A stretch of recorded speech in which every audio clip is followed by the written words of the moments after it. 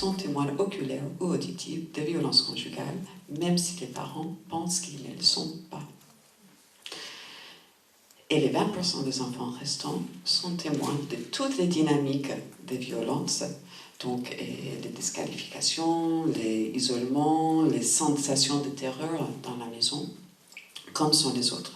80% des incidents, des passages à l'acte et des violences physiques vont démarrer autour d'une question concernant l'enfant. Donc, c'est très intéressant parce que, comme Marie-France a présenté ce matin, dans des systèmes de violence, il y a cette idée, ce n'est pas ma faute, ce n'est pas ma responsabilité, la violence, c'est la responsabilité de la victime. L'enfant se trouve exactement dans la même situation, ce n'est pas la responsabilité de papa, c'est ma responsabilité, c'est moi qui ai créé la situation, qui a fait en sorte que papa a frappé maman. Donc l'enfant est exactement dans une place miroir à la victime de violence conjugale. Et c'est là on arrive à cette difficulté pour les enfants face à la violence conjugale, c'est le fameux conflit de loyauté.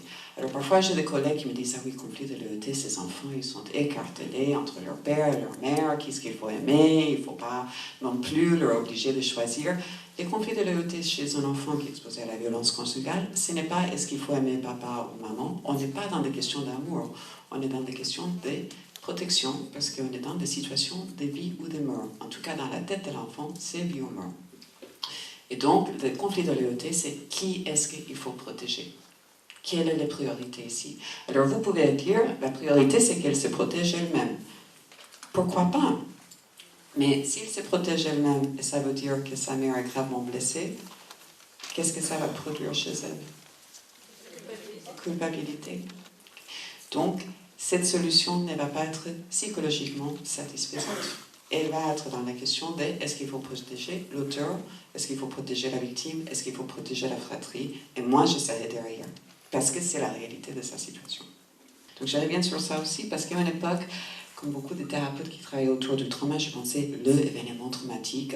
Pour moi, c'était le chose, et donc il fallait comprendre l'avant, l'après, le pendant, quel était le pire moment, etc. Et ça, ce n'est pas du tout le cas avec violence conjugale. Violence conjugale, je pense aujourd'hui, c'est comme un collier. Voilà.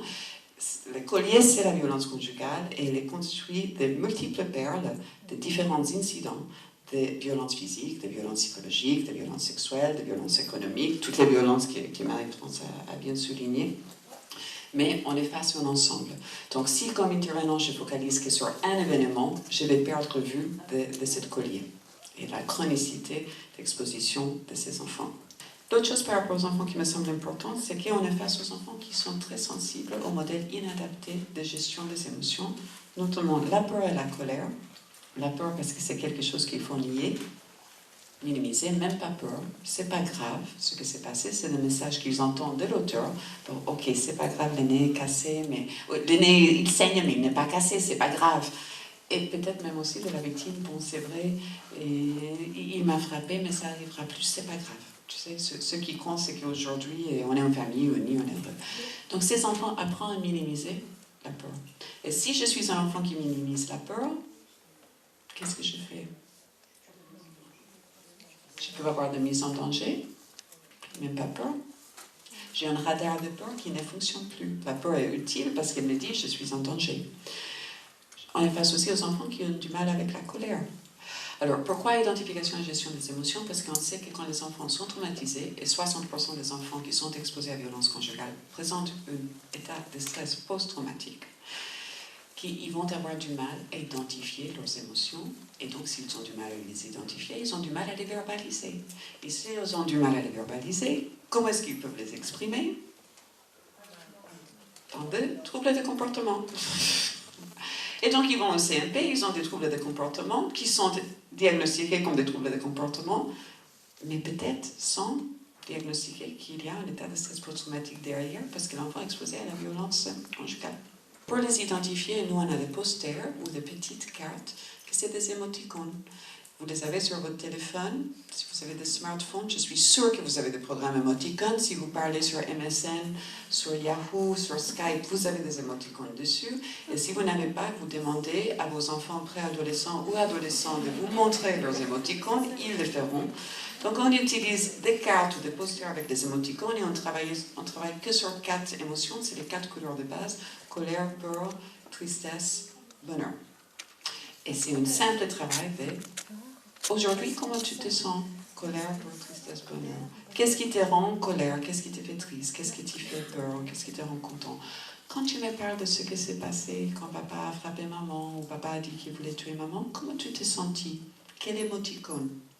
Parfois, les enfants ne peuvent pas dire « j'ai peur, j'ai colère », mais c'est beaucoup plus simple pour eux de pointer à l'émoticône. Donc, on fait un énorme travail par rapport à ça. Et ça, vous pouvez commencer à faire de la crèche. J'étais à une journée de 8 mars avec une crèche en Seine-Saint-Denis qui travaille avec les émoticônes pour aider les enfants à commencer à identifier leurs émotions. Donc, les enfants qui sont dans les moyennes et grandes sections de la crèche. Ça fait un peu pagaille, peu importe. Ce qui compte, c'est par cet outil, on a pu commencer à parler de les différentes phases, qu'est-ce qu'il lui reconnaît dans les différentes phases et comment lui, il se sent. Et comme il a dit ici, la lune de miel, ici j'aime la lune de miel, j'aime me sentir comme ça, exactement comme les victimes. Mais dans la discussion, il dira, mais dans la lune de miel, j'ai aussi très peur que ça ne va pas durer. Que ça ne va pas durer. Et je me dis, peut-être si je fais certaines choses, ça peut durer plus longtemps. Donc encore, cette idée de responsabilité, c'est ma faute si la lune de miel ne dure pas. Donc ça permet de commencer à déconstruire ça avec lui. Je vais travailler avec les enfants autour de l'idée des cartes de soutien. L'enfant se met au milieu de la carte et de plus près à plus loin, il va mettre des personnes qui peuvent lui aider par rapport à la violence. Vous pouvez tourner la question comment vous voulez. Qui peut m'aider par rapport à la violence? À qui je peux parler par rapport à la violence? Et vous pouvez aussi faire la carte de qui peut aider maman par rapport à la violence, qui est autour d'elle. Parfois, les enfants pensent que c'est des déserts, des néantes autour de maman, qui sont les seuls soutiens de leur mère. C'est intéressant de le prendre comme photo et après refaire la carte avec la mère, qui est autour d'elle. Et souvent, s'il y a une association qui accompagne la mère, il y aura des personnes, des professionnels que l'enfant ne sait même pas existent. Il n'est même pas au courant que maman peut être aussi entourée. Alors, pour faire cet exercice par rapport à la mère, il faut quand même, j'ajoute les bémols, est-ce que madame et l'enfant sont en sécurité? Parce que si l'enfant soudain a accès à toutes les personnes qui sont autour de maman, et il rentre à la maison et il voit papa, et papa dit, ben, qu'est-ce que tu as fait aujourd'hui? Oh, on a fait un petit cas, on a fait un dessin avec une dame qui s'appelle Marie-France. Et c'est qui cette Marie-France? Et c'est où? Oh, elle est à Livre-Terre de Femmes. Et c'est quoi cet endroit? Je regarde sur Google, c'est quoi? Et donc, qu'est-ce que tu as fait? Bon, on a fait toutes les gens qui sont autour de maman pour l'aider par rapport à la violence.